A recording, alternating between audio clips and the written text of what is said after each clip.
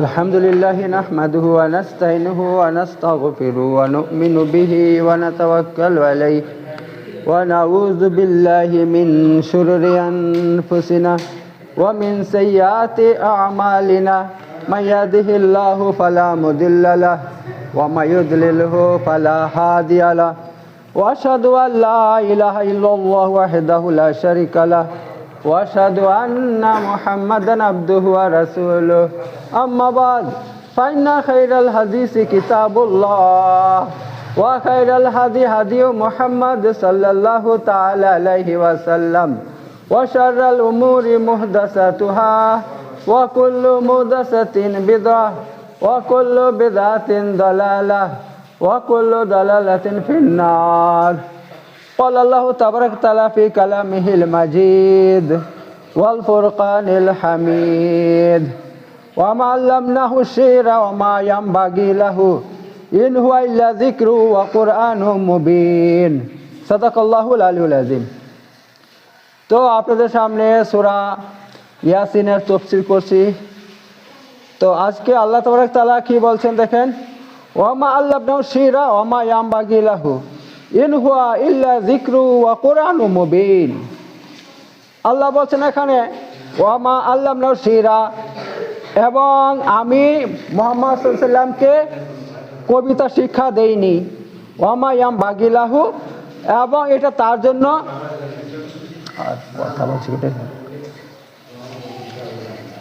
ওয়া মা 'allamnahu syi'ra ওয়া মা ইয়ানবাগি লাহু, আমি মুহাম্মদ সাল্লাল্লাহু আলাইহি ওয়াসাল্লামকে কোনো কবিতা শিক্ষা দেইনি, ওয়া মা ইয়ানবাগি লাহু, এবং এটা মুহাম্মদ সাল্লাল্লাহু আলাইহি ওয়াসাল্লামের জন্য সম্ভব নয় যে তিনি কবি হবেন, কবিতা বলবেন। তো আল্লাহ তাআলা এই কথা কেন বলছেন? এই জন্য বলছেন যে যখন মুহাম্মদ সাল্লাল্লাহু আলাইহি ওয়াসাল্লাম এই পবিত্র কোরআন কাফেরদের সামনে পাঠ করতেন, কাফেররা কোরআন শুনে তারা অবাক হয়ে যেত যে মুহাম্মদ সাল্লাল্লাহু আলাইহি ওয়াসাল্লাম তিনি তো একটা স্কুলে যায়নি, কলেজে যায় না, কোথাও কিন্তু পড়াশোনা করেনি, তার মুখে এত উচ্চাঙ্গের আরবি ভাষা কিভাবে সে বলতে পারছে, কিভাবে বলতে পারছে? কোরআনের যে ভাষা আছে, ভাষা বিশাল উচ্চাঙ্গের ভাষা, এইটা তারাই অনুভব করতে পারবে যারা আরবি বড় সাহিত্যিক, আরবি ভাষার পণ্ডিত, তারাই বুঝতে পারবে যে কোরআন কত উচ্চাঙ্গের ভাষা। এত আরব দেশে যে বড় বড় শিক্ষিত কাফের ছিল, বিরাট বড় বড় কবি ছিল, গবেষক ছিল, তারা মুহাম্মদ সাল্লাল্লাহু আলাইহি ওয়াসাল্লামের মুখ থেকে এই কোরআন শুনে তারা কি বলতো? তারা বলতো মুহাম্মদ সাল্লাল্লাহু আলাইহি ওয়াসাল্লাম একটা কবি, তিনি কবি, আর কোরআন হচ্ছে কবিতা। তো অথচ কবিতা কি জিনিস? কবিতা হচ্ছে আপনার সুন্দর সুন্দর শব্দকে সাজিয়ে এমন একটা ভাষা তৈরি করা, এবং যাকে বলে শব্দের মালা, ঠিক আছে, সুন্দর শব্দের মালা। তো কবিতা যত সুন্দর হোক, যত কথার ফুলঝড়ি হোক, তার যে আপনার নায়ক আছে সেটা হচ্ছে কাল্পনিক, সেটা কাল্পনিক, ঠিক আছে। যেমন সুকুমার রায়, সে কবিতা বলছে, হাটিমা টিম টিম তারা মাঠে পারে ডিম, তাদের মাথায় দুটো শিং, তারা হাটিমা টিম টিম। দেখতে পাচ্ছেন তো? হাটিমা টিম টিম এইটা কি? হ্যাঁ, এইটা কোনো জন্তু জানোয়ার আজ পর্যন্ত কেউ দেখেছেন মাঠে? হ্যাঁ, মাঠে পারে ডিম, তাদের মাথায় দুটো শিং, এমন কোনো প্রাণী দুনিয়াতে আমরা দেখেছি হাটিমা টিম টিম যেটা ডিমও পারে, মাথায় দুটো শিং আছে? না। এই যে কবিরা যে কবিতা বলে এবং তার যে নায়ক সেটা হচ্ছে কাল্পনিক। হাটিমা টিম টিম সম্পূর্ণ কাল্পনিক জিনিস, ঠিক আছে। তো এখানে মক্কার বড় বড় যারা শিক্ষিত কাফের ছিল, তারা এটাই প্রমাণ করতে চাচ্ছে, নাউজুবিল্লাহ, কোরআনও এমন একটা কাল্পনিক জিনিস। কোরআনের মধ্যে যে আল্লাহর কথা বলা হয়েছে তিনি কাল্পনিক, তার কোনো অস্তিত্ব নেই, বাস্তব অস্তিত্ব নাই। এই সমস্ত আবোল তাবোল কথা বলে কোরআনকে তারা অ্যাভয়েড করতে চেয়েছিল, ঠিক আছে। তারা সব দিক থেকে মুসলমানদেরকে, মুহাম্মদ সাল্লামকে অ্যাভয়েড করছিল, এবার তারা জ্ঞানের মাধ্যমেও অ্যাভয়েড করছে। তো আল্লাহ তাবারক তাআলা তাদের এই কথার জবাবে কি বলছেন? তিনি বলছেন, আল্লাহ তাআলা বলছেন, ইন হুয়া ইল্লা যিকরু ওয়া কুরআনুম মুবিন, আরে কোরআন কোনো কবির কবিতা নয়, কাল্পনিক জিনিস নয়। কোরআনে যা কিছু বলা হয়েছে যিকরুন, এইগুলো হচ্ছে উপদেশ, মহা মূল্যবান উপদেশ। কোরআনের মধ্যে এমন এমন আল্লাহ উপদেশ দিয়েছেন, ইনশাল্লাহ যদি ভবিষ্যতে আমি পারি আপনাদের সামনে তুলে ধরবো। এই সমস্ত উপদেশ যারা শুনবে তারা ধরে নিবে যে কোরআন একটা কোনো মানব রচিত কিতাব নয়, কোনো মানুষ লেখেনি, একমাত্র মহাবিশ্বের স্রষ্টা আল্লাহ লিখতে পারেন এই কিতাব। ঠিক আছে, এই জন্য আল্লাহ বলেই দিয়েছেন এখানে ইন হুয়া যিকরু, এই কোরআন তো একটা উপদেশ। আর কি ওয়া কুরআনু মুবিন, আর স্পষ্ট পাঠ, স্পষ্ট শিক্ষা। অর্থাৎ কোরআনের মধ্যে এমন শিক্ষা দেওয়া হয়েছে, এমন এমন শিক্ষা দেওয়া হয়েছে, এমন এমন উপমা তুলে শিক্ষা দেওয়া হয়েছে যেইগুলো একটা বাচ্চা ছেলে পর্যন্ত বুঝে নেবে, বুঝতে পারবে। তার এই সমস্ত শিক্ষা শুনে একটা বাচ্চা ছেলে বিশ্বাস করবে যে না, এটা আল্লাহ তাআলা মহাবিশ্বের স্রষ্টা, তিনি আছেন, সমস্ত প্রমাণ হয়ে যাবে। সবার জন্য এই শিক্ষা বুঝে আসবে, সবার বুঝে চলে আসবে, এমন একটা শিক্ষা আল্লাহ কোরআনে বলছেন। এটা কোনো কাল্পনিক জিনিস নয়। তারপর আল্লাহ কি বলছেন, লিউনজিরা মান কানা হাইয়া, লিউনজিরা, আর এই কোরআনের মাধ্যমে যাতে মুহাম্মদ সাল্লাল্লাহু আলাইহি ওয়াসাল্লাম ভয় দেখাইতে পারেন, মান কানা হাইয়া, ওই ব্যক্তিদেরকে যারা হাইয়া, জীবিত, কোনো মৃতদেরকে নয়, জীবিতদেরকে। এইবার যারা জীবিত আছে তারা দুই প্রকারের মানুষ। এক নম্বর হচ্ছে হয় তারা আল্লাহতে বিশ্বাসী, না হয় তারা অবিশ্বাসী, হয় মুসলমান না হয় কাফের, দুটো হবে। ঠিক আছে, তো মুহাম্মদ সাল্লাল্লাহু আলাইহি ওয়াসাল্লাম উভয়দেরকে ভয় দেখাবে। যারা মুসলমান তাদেরকেও ভয় দেখাবে কোরআন দিয়ে, আর যারা মুসলমান না অমুসলমান তাদেরকেও ভয় দেখাবে। কি ভয় দেখাবে? আখিরাতের ভয় দেখাবে। আল্লাহকে না মানলে তার পরিণতি কি হবে, সামনে আসে কিয়ামত আছে, জাহান্নাম আছে, অনেক কিছু আছে, অনেক ভয়ের ব্যাপার আছে, কবরের মধ্যে আযাব আছে, এ সমস্ত ভয় দেখাবে। ঠিক আছে, এবার যারা মানবে না, যারা বিশ্বাস করবে না, তারা কাফের। তো তাহলে তাদের জন্য কি হবে আল্লাহ সেটা বলে দিচ্ছে, ওয়াহিকাল কাউলু আলাল কাফিরিন, আর কাফেরদের উপর আযাবের কথা সত্য হয়ে গিয়েছে। যারা কাফের, আল্লাহকে মানে না, বিশ্বাস করে না, তাদের উপর আল্লাহর যে আযাব, সে আযাবের কথা হক হয়ে গেছে, সত্য হয়ে গেছে, সেইটাও মুহাম্মদ সাল্লাল্লাহু আলাইহি ওয়াসাল্লাম বলে দিবে, সেটা তিনি বলে দিবে। এই জন্য কোরআন অবতীর্ণ করা হয়েছে। এবার আল্লাহ তাবারক তাআলা কিছু এমন উপমা দিচ্ছেন যেটা সবার জন্য বোঝা সহজ হয়ে যাবে। সেটা কি? আল্লাহ বলছেন, আওয়ালাম ইয়ারাউ আন্না খালাকনা লাহুম মিম্মা আমিলাত আইদিনা আনামান, তারা কি দেখে না? আওয়ালাম ইয়ারাউ, তারা কি দেখে না? আন্না খালাকনা লাহুম, নিশ্চয় নিশ্চয় আমি তাদের জন্য সৃষ্টি করছি, মিম্মা আমিলাত আইদিনা, আমার হাতে, আমার হাত দিয়ে কি সৃষ্টি করছি? আনামান, চতুষ্পদ জন্তু, চতুষ্পদ জন্তু আমি সৃষ্টি করছি, আমার হাত দিয়ে সৃষ্টি করছি। আল্লাহ তাআলা হাত দিয়ে সৃষ্টি করার অর্থ হচ্ছে এই, আল্লাহ তাআলা নিজের মালিক, তিনি এটাই প্রকাশ করতে চাচ্ছেন, একমাত্র যত জীব জন্তু দেখতে পাও মহাবিশ্বের মধ্যে সব আমি সৃষ্টি করছি, আমার শক্তির মাধ্যমে আমি সৃষ্টি করছি, তার মধ্যে আমার হাত রয়েছে, তার মধ্যে অন্য কারো হাত নেই, এটি প্রমাণ করতে চাচ্ছেন। তা নইলে আল্লাহর হাত লাগে না। আল্লাহ সামনে বলছেন, ঠিক আছে, যখন আল্লাহ কোনো জিনিস সৃষ্টি করতে চায়, কোন, শুধু বলে কোন, হয়ে যাও, ফায়াকুনু, তারপর এটা সঙ্গে সঙ্গে হয়ে যায়। ঠিক আছে, এটাও আল্লাহকে নিজের হাত লাগাইতে হয় না। এখানে হাত কেন ব্যবহার করছেন? এই হাত ব্যবহার করছেন এই জন্যে যে এটা আমার হাতে সৃষ্টি করছি, তার মানে তাতে অন্য কারো হাত নেই, অন্য কোনো সৃষ্টিকর্তার হাত নাই। আর এটা আল্লাহ প্রমাণ করতে চাচ্ছেন, এত সব যখন আমি সৃষ্টি করছি, অন্য কেউ সৃষ্টি করেনি, তাহলে মনে রাখবে সৃষ্টিকর্তা আমি একা, আল্লাহ, তাছাড়া দ্বিতীয় কোনো সৃষ্টিকর্তা নাই। আল্লাহ এটা প্রমাণ করতে চাচ্ছেন এই আয়াতের মধ্যে, আল্লাহ ছাড়া দ্বিতীয় কোনো সৃষ্টিকর্তা নাই, কেউ নাই, একমাত্র আল্লাহ সৃষ্টিকর্তা মহাবিশ্বের সব কিছুর, এইটা আল্লাহ প্রমাণ করছেন। তো এই ব্যাপার। এবার কি বলছে? ফাহুম লাহা মালিকুন, ফাহুম লাহা মালিকুন, আমি কি করছি? চতুষ্পদ জন্তু সৃষ্টি করছি, ফাহুম, এত তারা, লাহা, এই সমস্তার মালিকুন, মালিক হয়ে গিয়েছে। কারা? মানুষ। তাহলে আল্লাহ দেখেন, আল্লাহ বলছেন সৃষ্টি তো আমি করেছি, তোমাদের জন্য চতুষ্পদ জন্তু সৃষ্টি আমি করেছি, কিন্তু তোমাদেরকে মালিক বানিয়ে দিয়েছি। আপনার একটা বাড়িতে গরু আছে, ছাগল আছে, ভেড়া আছে, হাঁস মুরগি আছে, তার যত বাচ্চা হচ্ছে তার মালিককে, মালিক কিন্তু আপনি। অন্য কেউ এসে যদি বলে আমি মালিক, তাহলে হ্যাঁ অন্য কেউ যদি মালিকানা দাবি করে তাহলে সবাই বলবে না না ভুল বলছো, ভুল বলছো। হ্যাঁ, আসল মালিক ওই। তো আল্লাহ বলছেন এই ব্যাপার। আর কি বলছেন দেখুন,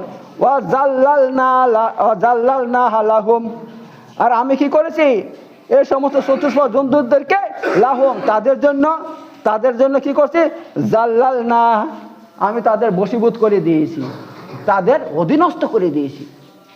এই যে দেখুন কত রকমের জন্তু জানোয়ার আছে, গাই আছে, গাভী আছে, হ্যাঁ মহিষ আছে, উট আছে, দুম্বা আছে, সব কিছু আছে। আল্লাহ সৃষ্টি করছেন, করে আপনার অধীনস্থ করে দিয়েছেন। এবার দেখুন এই যে সব জন্তু জানোয়ারগুলো আছে না, তারা কিন্তু মালিক ভক্ত হয়ে যায়। হ্যাঁ, মালিক ভক্ত হয়ে যায়। মালিক যদি ডাকে এদিকে আয়, চলে আসে। হ্যাঁ, অথচ অন্য কেউ হলে গুতিয়ে দিবে একেবারে। হ্যাঁ, কিন্তু মালিককে গুতোয় না। তো কিসের জন্য? আল্লাহ বলছেন আমি তোমাদের বশীভূত করে দিছি, এই জন্য তোমাদেরকে গোতায় না, কিন্তু অন্য মানুষ এলে তাকে গুতিয়ে দিবে। ঠিক আছে, এ দেখুন কুকুর বাড়িতে থাকে, হ্যাঁ বাড়িতে থাকে কত সুন্দর, কিন্তু অন্য মানুষ এলে তাকে তার তেড়িয়ে যায়, কামড়ানোর জন্য তেড়িয়ে যায়। মালিক যদি বলে এই চলে আয়, সঙ্গে সঙ্গে চলে আসে। তা মালিককে কামড়ায় না। মালিক কিসের জন্য? শুধু এই জন্য যে আল্লাহ তাআলা তাকে আপনার বশীভূত করে দিয়েছেন। আল্লাহ বশীভূত করে দিয়েছেন, এই জন্য হ্যাঁ তারা আপনার যেভাবে বলেন সেভাবে চলে। তো এই হচ্ছে ব্যাপার। অথচ আল্লাহ তাআলা চাইলে তার বিপদ করতে পারেন। এই দেখেন কুরবানির সময় এরকম দেখতে পাওয়া যায়, অনেক দেখতে পাওয়া যায়। এই দেখেন ফেসবুকের মধ্যে দেখেছিলাম গত বছর, বাজারের মধ্যে একটা গরু কিনছে, এক ব্যক্তি কুরবানি গরু কিনেছে। তো সেটা ছুটে গুড়টা শহরকে ছুটে বেড়াচ্ছে, যেখানে যাকে পাচ্ছে গুতোচ্ছে, গাড়ি পেরে গাড়ি ভেঙে দিচ্ছে, এই করছে সেই করছে, তাকে আটকাইতে পারছে না। হ্যাঁ, এরকম অবস্থা হয়ে যায়। কিন্তু আল্লাহ তাআলা ওইগুলোকে আবার তাদের মালিকের বশে করে দেন। আর কি বলছেন আল্লাহ তাআলা, ফামিনহা রাকুবুহুম, এবং এই সমস্ত জন্তুদের মধ্যে কাউকে তারা কি করে, সওয়ার করে। ঠিক আছে, তো বর্তমানে গরুর গাড়ির প্রচলন শেষ হয়ে গেছে। গরুর গাড়ি, মোষের গাড়ি আগে ছিল। হ্যাঁ, এখন এই সমস্ত স্কুটার, মোটরসাইকেলের সংখ্যা বেড়ে গেছে, এই যে ওই কমে গেছে। আগেকার মানুষরা কি করতো, যেখানে যেত গরুর গাড়ি, গাড়ি, মোষের গাড়ি চেপে যেত। তো আল্লাহ তাআলা এই কথা কেন বলছেন? তিনি বলছেন যে এই সমস্ত জন্তু জানোয়ার মানুষের বিভিন্নভাবে উপকার লাগে, মানুষের বিভিন্ন উপকারে লাগে। তার মধ্যে কি কিছু জন্তু জানোয়ারকে তারা গাড়ি বানায়, মানে এরকম সওয়ার হয়ে তার উপরে চলে। ঠিক আছে, আর কি বলছেন, ওয়ামিনহা ইয়াকুলুন, আবার কোন জন্তু জানোয়ারকে তারা কি করে, ইয়াকুলুন খায়, জবাই করে খায়। ঠিক আছে, তো আল্লাহ তাবারক তাআলা হ্যাঁ আর কি বলছেন, ওয়ালাহুম ফিহা মানাফি, এবং এই মানুষের জন্য এই জন্তু জানোয়ারের মধ্যে মানাফি, অনেক উপকারিতা আছে। কি কি উপকারিতা আছে? যেরকম ভাবে দেখুন অনেক জন্তু আছে, যেরকম আপনার ভেড়া লোম দিয়ে কি করা হয়, গরমের পোশাক তৈরি করা হয়। হ্যাঁ, গরমের পোশাক তৈরি করা হয়। তারপরে কি করে, তার চামড়া দিয়ে বিভিন্ন জুতা তৈরি করা হয়, অনেক কিছু তৈরি করা হয়। আর কি ওয়া মাশারিব, এবং তার মধ্যে আল্লাহ তাআলা রেখে দিয়েছেন মাশারিব, মানে মাশারিব অর্থ পান করার বস্তু, মানে দুধ। ঠিক আছে, তো এই সমস্ত জন্তু জানোয়ারের মধ্যে যেরকম গাই আছে, মহিষ আছে, উট আছে, ছাগল আছে, তার মধ্যে দুধ হয়। এই দুধগুলো এমন সুন্দর জিনিস, সেটা পান করলে মানুষের শরীরে শক্তি বাড়ে, মানুষের শরীরের মধ্যে শক্তি বাড়ে। ঠিক আছে, অথচ একটা জিনিস দেখেন, এই সমস্ত জন্তু জানোয়ারগুলো কি খায়, ঘাস খায়।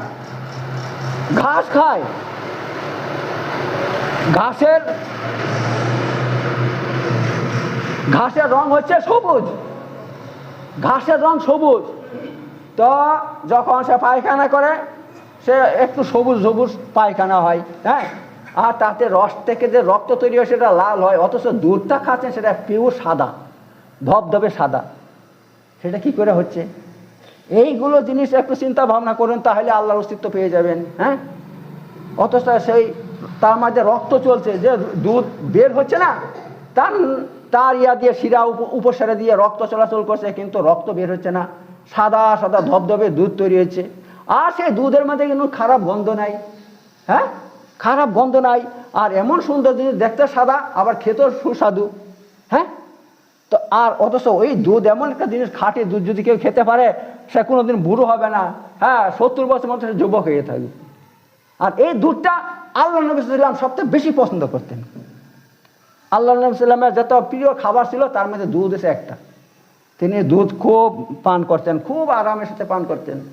আর দুধ এমন একটা জিনিস, এমন একটা বলকারক জিনিস, ওইটা পান করলে মানুষের যৌবন জীবনের কোনোদিন নষ্ট হবে না। ঠিক আছে, এই অবস্থা। তো আল্লাহ তাআলা এবার বলছেন, আফালা ইয়াশকুরুন, তারপরে কি তোমরা আমার শুকর আদায় করবে না? তারপরে কি তোমরা আমার শুকর আদায় করবে না? আমি তোমাদের জন্য নিজের হাতে এই সমস্ত চতুষ্প জন্তু আমি সৃষ্টি করেছি, করে তোমাদের অধীনস্থ করে দিয়েছি, তোমাদের বশীভূত করে দিয়েছি, তার থেকে তোমরা অনেক উপকার পাচ্ছ। হ্যাঁ, অনেক উপকার পাচ্ছ। এখানে আল্লাহ তাআলা 2-3টা উপকারের কথা বলছে, কিন্তু তার মধ্যে আরো অসংখ্য উপকার আছে। জন্তু জানোয়ারদের কি কি উপকার পাওয়া যায়, আমি যদি লিস্ট বলতে লাগি একদিন লেগে যাবে, তা আমি ওইদিকে যাব না। তো এই ব্যাপার। এবার আল্লাহ বলছেন, তারপর কি তোমরা আমার শুকর আদায় করবে না?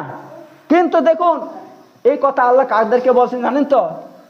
মক্কার কাফের মুশরিকদেরকে বলছেন। মক্কার কাফের মুশরিক যারা ইসলামের বিরোধিতা করতো, নবী রাসূলের বিরোধিতা করতো, এই কথা বলি না, নবী রাসূলের বিরোধিতা করতো, তাদেরকে লক্ষ্য করে কথা আল্লাহ তাআলা এই সমস্ত প্রশ্নগুলো বলছেন, এই সমস্ত কথাগুলো বলছেন যে আমি ছাড়া যদি তোমাদের অন্য কোনো মাবুদ থেকে থাকে, তোমরা আমাকে বাদ দিয়ে অন্য যাদেরকে নিজের মাবুদ বানিয়ে নিয়েছো, মাটি দিয়ে এই মূর্তি তৈরি করো, তাদেরকে মাবুদ বলো, তারা থেকে থাকে তো তাদেরকে বলা দেখি এ সমস্ত জন্তু জানোয়ার তৈরি করে দেখাক।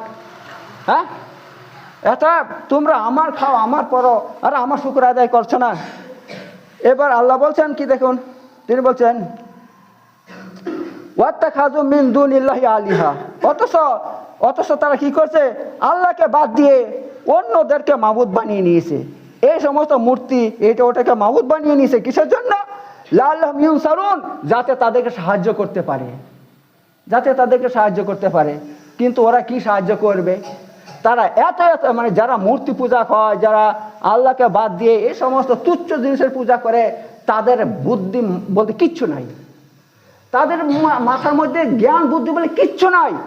কারণ যারা নিজের হাতে একটা মাটি দিয়ে মূর্তি তৈরি করছে, তাকে কি করে সে তার সৃষ্টিকর্তা হইতে পারে ভাই? হ্যাঁ, সে তার কি করে সৃষ্টিকর্তা হইতে পারে, আর সে কিভাবে তার সাহায্য করতে পারে? হ্যাঁ, একটু জ্ঞান বুদ্ধি নাই যে আমি নিজের হাতে তৈরি করছি এটাকে। আল্লাহ ওইদিকে ইশারা করছেন যে তারা কি করছে, এদেরকে সৃষ্টি করছে, নিজের হাতে মূর্তি তৈরি করে, তার আল্লাহকে বাদ দিয়ে তাদেরকে ডাকে, তাদের ইবাদত করে। কেন? লাআল্লাহুম ইউনসারুন, যেন তাদের সাহায্য করতে পারে। আল্লাহ কি বলছেন দেখুন, বলছেন লা ইয়াস্তাতিউনা নাসরাহুম, কিন্তু তারা কখনো তাদের কোনো সাহায্য করতে পারবে না। আল্লাহ গ্যারান্টি দিচ্ছেন এখানে। কেন দিবেন না? এটা আমরা সবাই জানি যে এই সমস্ত মূর্তিদের কোনো হাত, কোনো ক্ষমতা নাই। তাদের সামনে যদি বাতাসা রেখে দেওয়া হয়, হ্যাঁ, মাছি টেনে পালিয়ে যায়, সে মাছিটাকে দূর করতে পারছে না, কিছু করতে পারে না, তা ওরা কি সাহায্য করবে? আর কি বলছেন আল্লাহ তাআলা,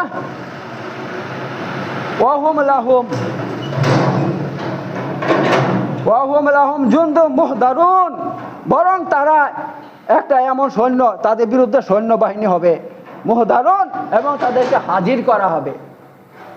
আল্লাহ বলছেন এই সমস্ত আমাকে বাদ দিয়ে যাদের ওরা পূজা করছে, ওইগুলোই কিয়ামতের দিন তাদের বিরুদ্ধে সৈন্যবাহিনী হয়ে যাবে, সৈন্যবাহিনী হবে, এবং তাদেরকে সবাইকে হাজির করবে আল্লাহ কিয়ামতের মাঠে।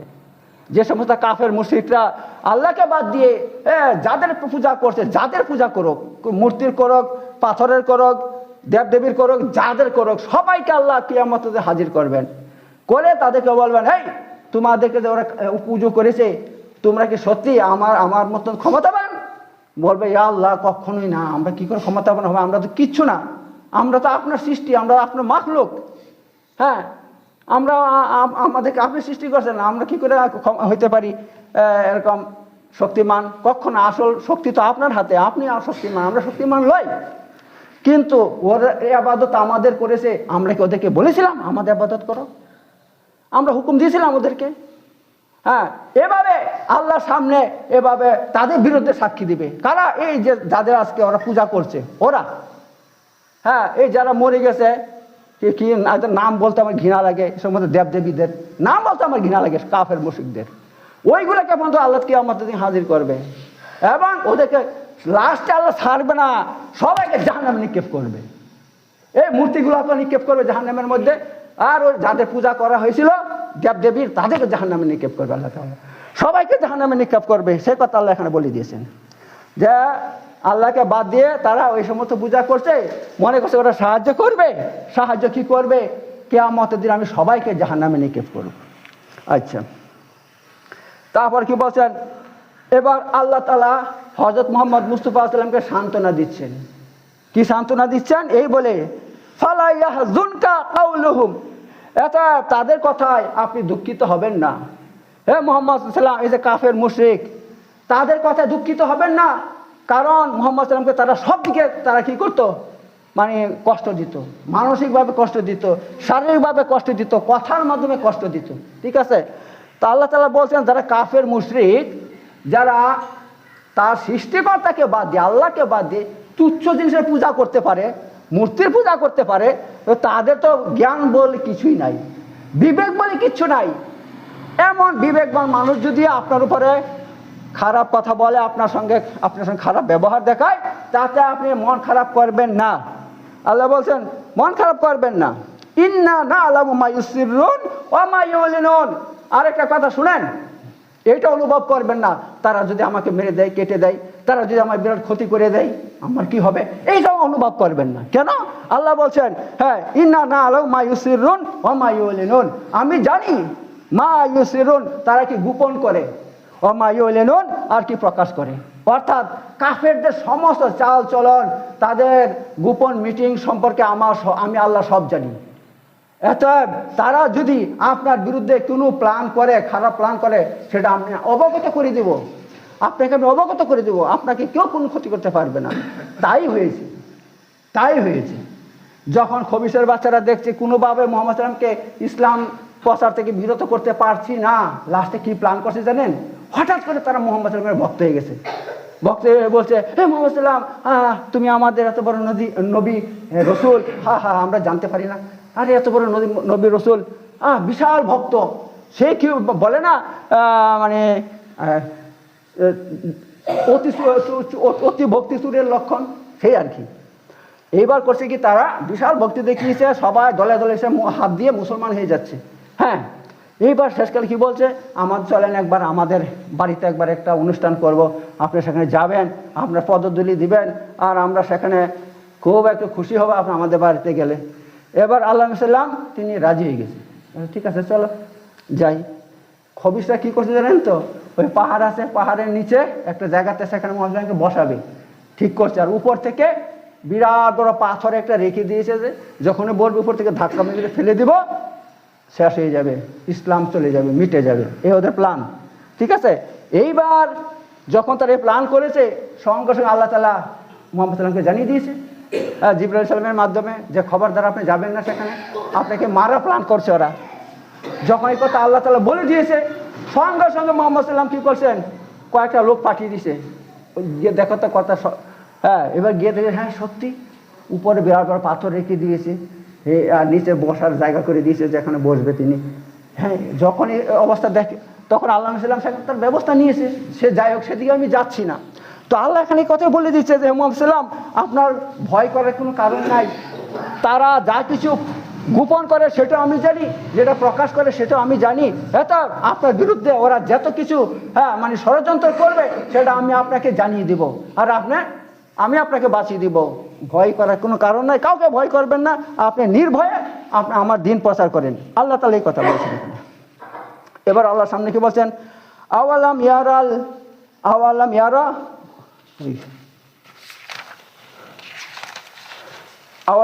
ইয়ারাল ইনসান আন্না খালাকনাহু মিন নুতফা। আচ্ছা, এখানে একটা ঘটনা আছে, সেই ঘটনার দিকে আল্লাহ তাআলা ইশারা করছেন। এই মক্কার কাফেররা এত বড় খবিশ যে তারা কোনো দিক দিক ইসলামকে মানতে চায় না, আল্লাহর কোনো কথাতে তারা বিশ্বাসী নয়।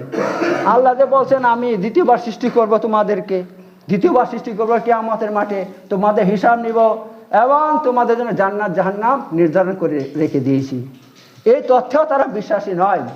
তো তাদের মধ্যে এক বড় কাফের, সে করছে কি মুহাম্মদ সাল্লাল্লাহু আলাইহি ওয়াসাল্লামের নিকট সামনে চলে আসছে, এসে কি বলছে, হ্যাঁ সে কিছু কবর থেকে হাড় নিয়ে আসছে। সে মানে অনেক দিনকার হাড়, যখন মানুষকে মাটি দেওয়া হয় মানুষের গোশতগুলো মাটিতে খেয়ে নেয়, হাড়গুড়গুলো থাকে, ওই হাড়গুড়গুলো কি হয়ে যায়, সেইগুলো নরম হয়ে যায়, তুলে নরম হয়ে যায়, এভাবে ধরলেই ভেঙে যায়। ঠিক আছে, তো এরকম নরম হাড় এনে মুহাম্মদ সাল্লাল্লাহু আলাইহি ওয়াসাল্লামের সামনে কি করলো, সে এই হাড়গুলো এভাবে ভেঙে ফু দিয়ে উড়িয়ে দিয়েছে এবং কি বলছে, হে মুহাম্মদ সাল্লাল্লাহু আলাইহি ওয়াসাল্লাম, তোমার আল্লাহ এই সমস্ত হাড় থেকে মানুষকে সৃষ্টি করবে? তুমি এই সমস্ত কথা বলো পাগলের মতন, যা তা বলছো তুমি। হ্যাঁ, এই হাড় থেকে আল্লাহ মানুষ কী করে সৃষ্টি করবে? এই হাড় দেখো ভেঙে গুঁড়ো হয়ে গেছে, ফু দিছি উড়িয়ে পালিয়ে গেছে, কি করে এর থেকে মানুষ সৃষ্টি করবে? তো আল্লাহ তাআলা এবার কি বলছেন দেখেন, তার জবাব দিচ্ছেন। জবাবে আল্লাহ বলছেন, আওয়ালাম ইয়ারাল ইনসান, মানুষ কি দেখে না, আন্না খালাকনাহু মিন নুতফা, যে আমি তাকে সৃষ্টি করছি বীর্য থেকে। নুতফা মানে বীর্য, বীর্য মানে কি নাপাক পানি, বীর্যপাত হলে মানুষের উপর গোসল ওয়াজিব হয়ে যায়, তার মানে সে নাপাক হয়ে গেছে। ঠিক আছে, তোমাকে আমি সৃষ্টি করছি কি থেকে?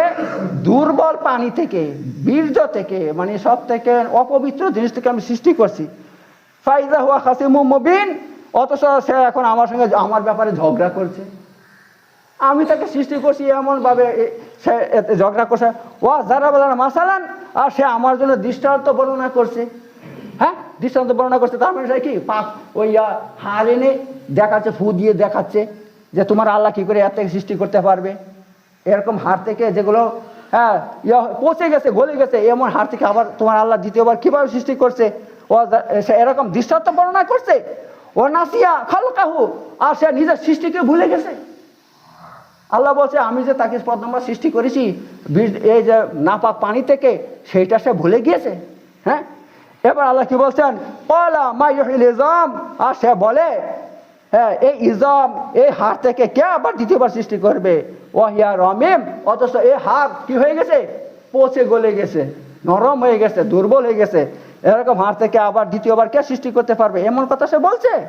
বল এটা ভে মুহাম্মদ সাল্লাল্লাহু আলাইহি ওয়াসাল্লাম, আপনি বলে দেন ইহুইহাল্লাযী আনশাহ আওয়ালা মাররা, হ্যাঁ বলে দেন যে হ্যাঁ তিনি যিনি প্রথমবার সৃষ্টি করছেন, তিনি আবার ও থেকে দ্বিতীয়বার সৃষ্টি করবেন, দ্বিতীয়বার সৃষ্টি করবেন। অর্থাৎ তুমি প্রথমে কিছুই ছিলে না। দেখুন আমরা এখানে যারা বসে আছি, 100 বছর আগে আমরা কেউ ছিলাম না, দুনিয়াতে ছিলাম? 100 বছর আগে মহাবিশ্বের কোথাও আমাদের কোনো অস্তিত্ব ছিল না। আমাদের অনস্তিত্ব থেকে যিনি অস্তিত্ব এনেছেন তিনি কে? আল্লাহ তাবারক তাআলা। তো যিনি আমাদের কিছুই ছিল না, তারপর আমাদেরকে সৃষ্টি করতে পারছেন, এবার আমাদেরকে আমাদের হাড়গুলো কবরে পড়ে থাকে। দেখুন একটা কথা বলি, মানুষ মরে যাওয়ার পর তার হাড় সমস্ত মাটিতে খেয়ে নেয়, কিন্তু একটা হাড় আছে আপনার পিছনে থাকে একেবারে। ঠিক আছে, যেরকম গরুর লেজ আছে না, লেজের কাছে থাকে একেবারে ছোট্ট ফেরা একটা হাড় থাকে, এইটাই কিন্তু নষ্ট হয় না, এইটা কোনোদিন নষ্ট হবে না, কেউ খেতে পারবে না এটাকে, ওইটা থাকে কিয়ামত পর্যন্ত, ওই হাড়টা কবরে থাকবে। ঠিক আছে, ওই হাড় থেকে আল্লাহ তাবারক তাআলা আবার দ্বিতীয়বার সৃষ্টি করবে সমস্ত মানুষকে। ঠিক আছে, সমস্ত মানুষকে দ্বিতীয়বার সৃষ্টি করবে। তো আল্লাহ তাআলা সেদিকে লক্ষ্য করে বলছেন যে তাকে বলে দাও, হ্যাঁ যিনি প্রথমবার সৃষ্টি করছেন তিনি কি করবে? তোমাদেরকে দ্বিতীয়বার সৃষ্টি করবেন। কেন? ওয়া বিকুল্লি খালকিন আলিম, নিশ্চয় তিনি সমস্ত ওয়া বিকুল্লি খালকিন আলিম, আর শোনো তিনি সমস্ত খালকিন সৃষ্টি বস্তু সম্পর্কে আলিম, জ্ঞান রাখেন। আল্লাহু আকবার। দেখুন মহাবিশ্বের মধ্যে যত সৃষ্টি বস্তু মানে যত জীব আছে, জীব মানে যাদের মধ্যে প্রাণ আছে তাকে জীব বলা হয়। হ্যাঁ, সেটা মানুষ হোক, পোকামাকড় হোক, হ্যাঁ আপনার পিপিলিকা হোক, সাপ হোক, বিচ্ছু হোক, চাहे স্থল প্রাণী হোক, জল প্রাণী হোক। হ্যাঁ, শুধু স্থলে থাকে না, জলের মধ্যে অনেক প্রাণী থাকে। সমস্ত প্রাণী সম্পর্কে আল্লাহ সম্যক জ্ঞান রয়েছে। ঠিক আছে, এত আল্লাহ তাআলার বিস্তারিত জ্ঞান সবার আপনার সম্পর্কে, আপনার জীবনের শুরু থেকে শেষ পর্যন্ত কি হচ্ছে আপনার জীবনে, কি দুর্ঘটনা ঘটছে, কি ভালো ঘটনা ঘটছে, আপনার প্রতিদিন আপনার কি হচ্ছে না হচ্ছে আল্লাহ সব বিস্তারিতভাবে আপনার সম্পর্কে রাখেন। শুধু আপনার সম্পর্ক নয়, এভাবে মহাবিশ্বের যত সৃষ্টি বস্তু আছে সবার সম্পর্কে আল্লাহর বিস্তারিত জ্ঞান রয়েছে।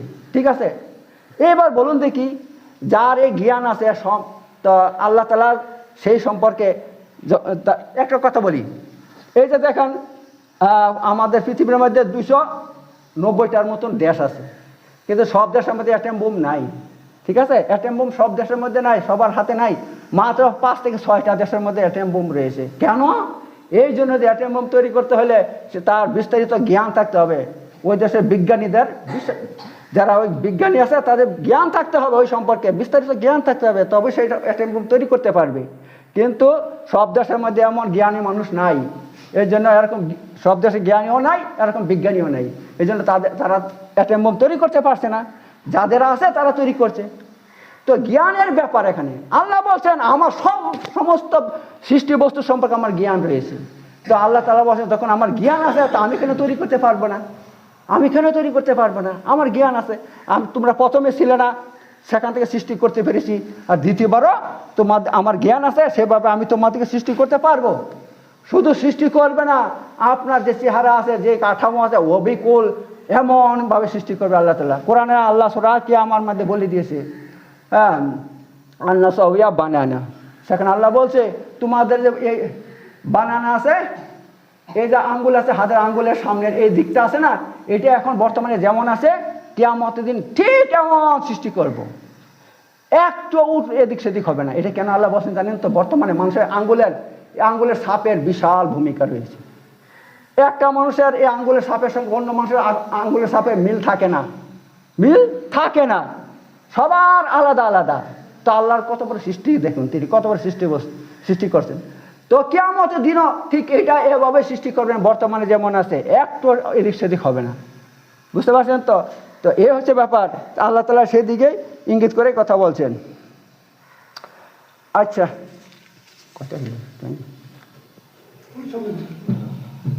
আচ্ছা, টাইম পার হয়ে গেছে, অনেক টাইম হয়ে গেছে। ইনশাআল্লাহ আবার সামনে শুক্রবারে বিস্তারিত আলোচনা করবো। বারাকাল্লাহু ফিল আযীম ওয়া নাফা'না বিযিকরিল হাকিম ইন্নাহু তাআলা জাওয়াদুন কারীমুন মালিকুন বারুর রাউফুর রাহিম।